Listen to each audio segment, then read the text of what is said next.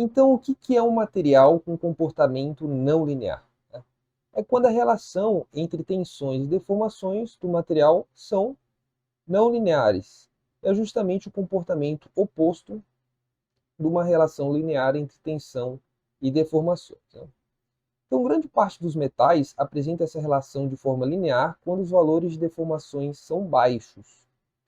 Após o limite de escoamento do material, a relação entre tensões e deformações se tornam não lineares e ocorrem deformações plásticas. Então, o que acontece? Você tem um determinado componente submetido a carregamentos externos, né?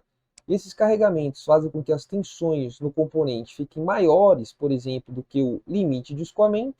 Né? E esse material ele for, por exemplo, elástico plástico, depois disso a relação entre tensões e deformações, essa relação fica não linear e ocorre deformações permanentes que são irreversíveis, tá? Então depois que o componente você descarrega o componente, tira os carregamentos, você tem deformações permanentes no seu componente, tá? Então aí nos próximos slides eu gostaria de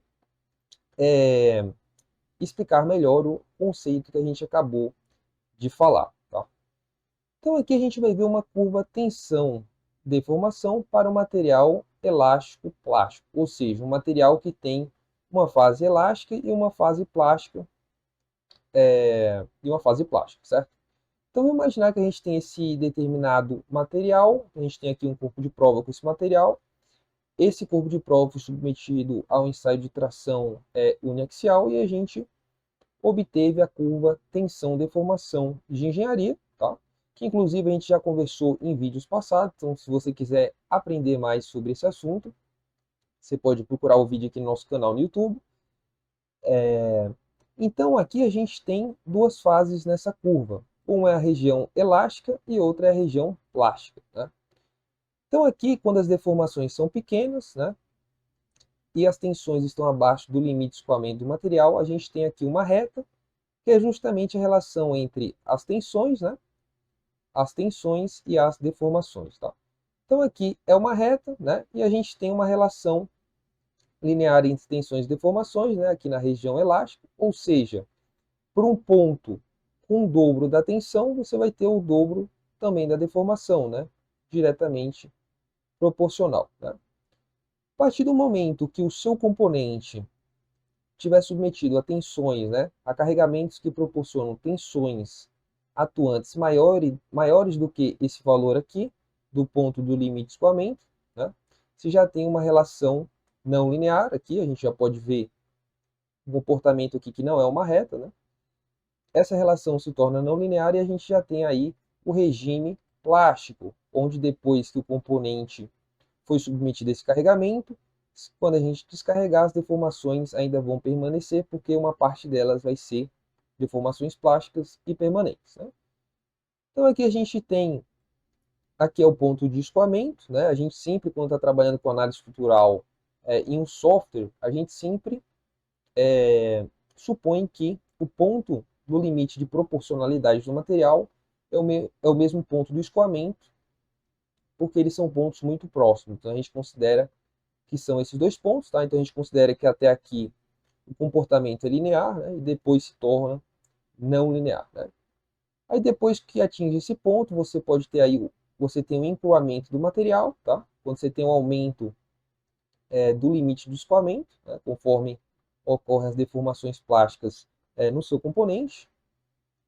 Depois você atinge a tensão última, depois disso você já entra aí na região de fricção, que é quando você tem uma rápida mudança na área da seção do seu corpo de prova, até ocorrer a falha ou fratura do seu corpo de prova, né?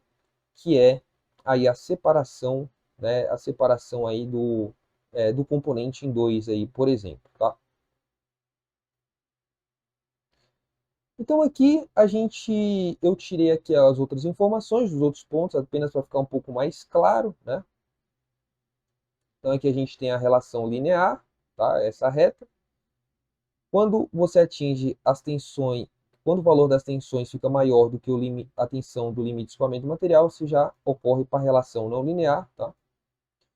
Então, antes do limite de escoamento, né, que é esse ponto aqui, você tem aí a relação linear, tá? Depois do limite de escoamento, né, depois desse ponto aqui, a relação já fica não linear, tá? Então aí, se você quiser analisar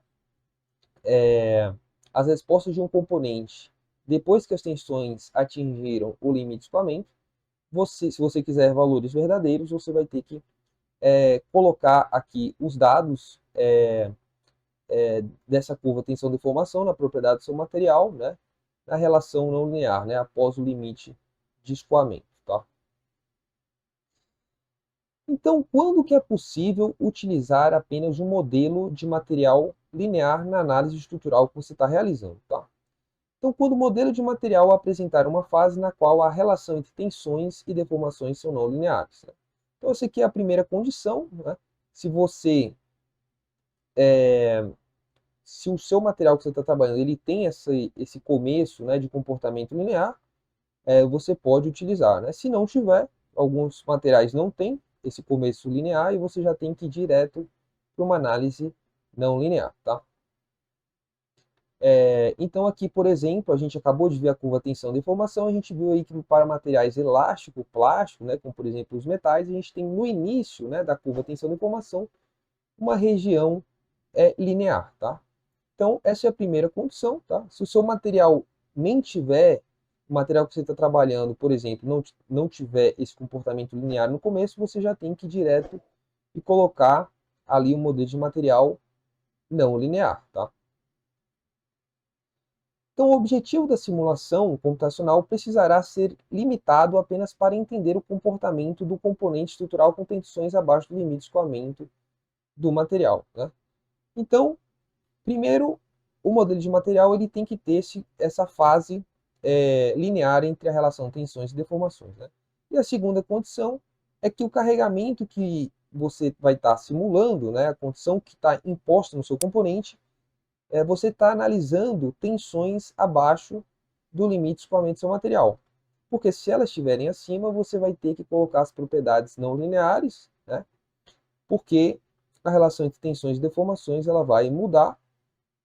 E se você colocar suas propriedades aqui dessa curva linear, você vai ter uma resposta totalmente diferente. Tá? E a gente sabe aí que para um teste de tração, de ensaio uniaxial, a relação entre tensões, né, representado pelo sigma, e a relação entre deformações, representado pela letra epsilon, se dá aí justamente pelo módulo de elasticidade do material. Tá? Então aqui é um caso de relação entre tensão e deformação para material linear, aqui através do módulo de elasticidade do material. Né? Então a gente falou aí sobre quando utiliza um material linear, agora eu gostaria de conversar com vocês quando a gente utiliza o modelo de material não linear. Tá? Então, quando o modelo de material apresentar uma relação entre tensões e deformações não lineares. Tá? Então, o modelo que você está trabalhando, se você tiver na curva tensão-deformação um comportamento não linear, essa é a primeira condição. Né? Por exemplo, né, aqui uma curva tensão-deformação para o material elástico plástico. Né? Então, se você sabe que na sua análise as tensões que ocorrem no seu componente devido ao carregamento, elas ficam maiores do que a tensão do limite de escoamento e passa esse primeiro comportamento linear, você vai ter que colocar os dados aqui da curva tensão-deformação para você conseguir aí analisar os valores reais que ocorrem em tensões superiores aí ao limite de escoamento. Tá? Então, quando o objetivo da simulação computacional for também entender o comportamento do componente estrutural após o início do escoamento do material. Né? Que são casos aí que você tem tensões maiores do que o limite de escoamento. Tá? Então, existem casos de materiais que têm uma relação tensão-deformação altamente não linear, mesmo em valores baixos de deformação, como, por exemplo, a borracha. Nesses casos, mesmo se o comportamento tiver baixas deformações, será preciso uma análise não linear. Né? Então, tem aí componentes, como, por exemplo, a borracha, que são materiais hiperelásticos, que não têm essa primeira fase, né, linear, né? Você já tem aí, desde pequenas deformações, já um comportamento altamente não linear, né? Então, nesse caso aí, você já vai ter que partir para uma análise não linear, tá? Mas, resumindo, se o seu componente tivesse comportamento elástico-plástico, tem esse comportamento linear, e você sabe que o seu componente está atuando a tensões abaixo das tensões do limite de escoamento, né? E as tensões elas não passam desse valor, né? Você pode aí estudar as respostas aqui só abaixo do limite de escoamento aqui no regime linear, né? Então você não precisaria, por exemplo, colocar os dados aqui depois da fase linear, tá?